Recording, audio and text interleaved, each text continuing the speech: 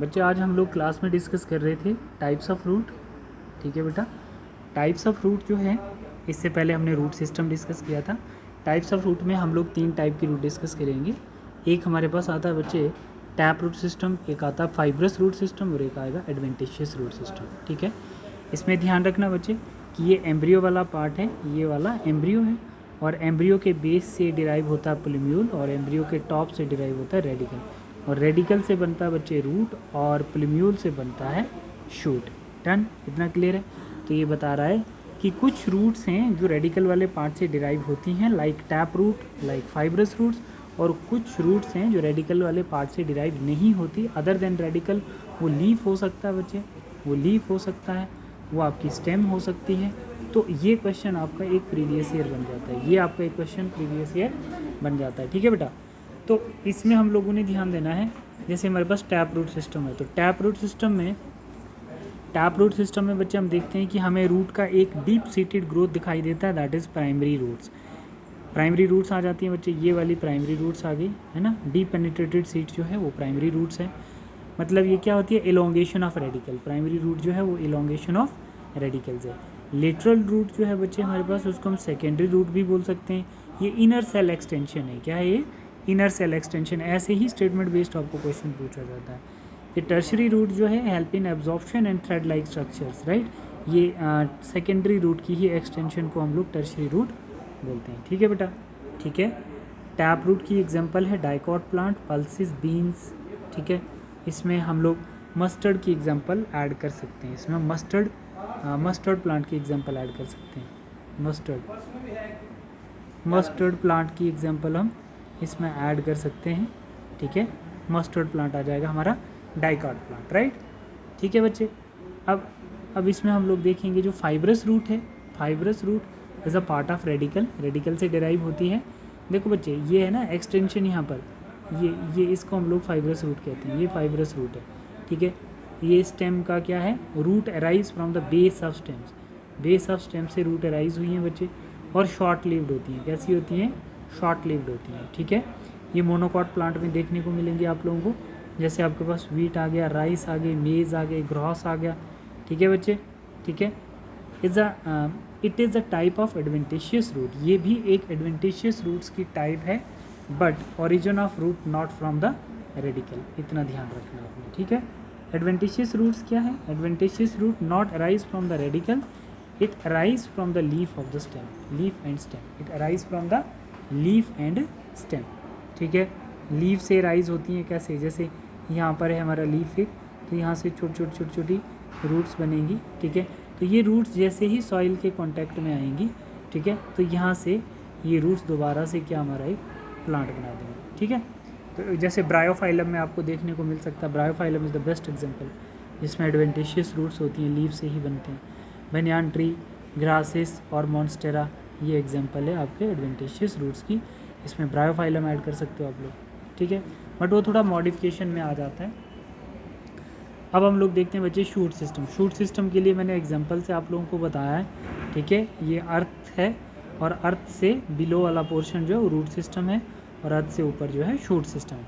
तो मैंने आपको बताया बच्चे शूट में क्या क्या आएगा, शूट सिस्टम में क्या क्या आएगा।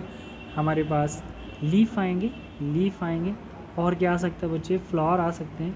ठीक है, और क्या आएंगे? इसमें ब्रांचेज आएंगी।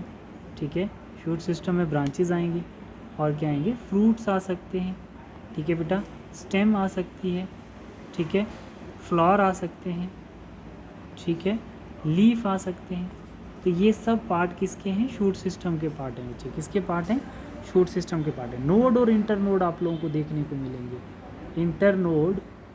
इंटरनोड एंड नोड्स, ठीक है, यहाँ पर आप लोगों को देखने को मिलेंगे। हम बोल रहे हैं कि जो स्टेम है उसकी मॉर्फोलॉजी जब देखते हैं तो शूट पार्ट को हम स्टेम कहते हैं। अबव ग्राउंड पोर्शन जो है सेंट्रल एक्सिस, स्टेम का क्या होता है? सेंट्रल एक्सिस होता है, bearing leaf, branch, buds, flower, fruits.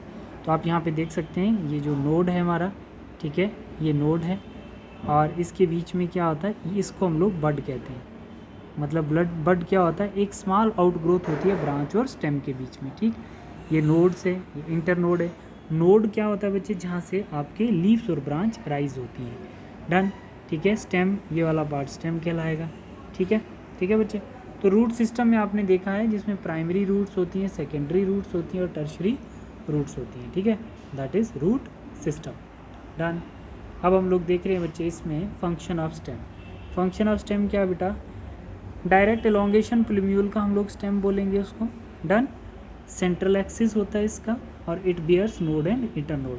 हम लोग नोड किसको बोलते हैं, जैसे points where leaf and branch are derived, वो वाला पॉइंट जहाँ पर लीफ और ब्रांचेस डिराइव होती हैं।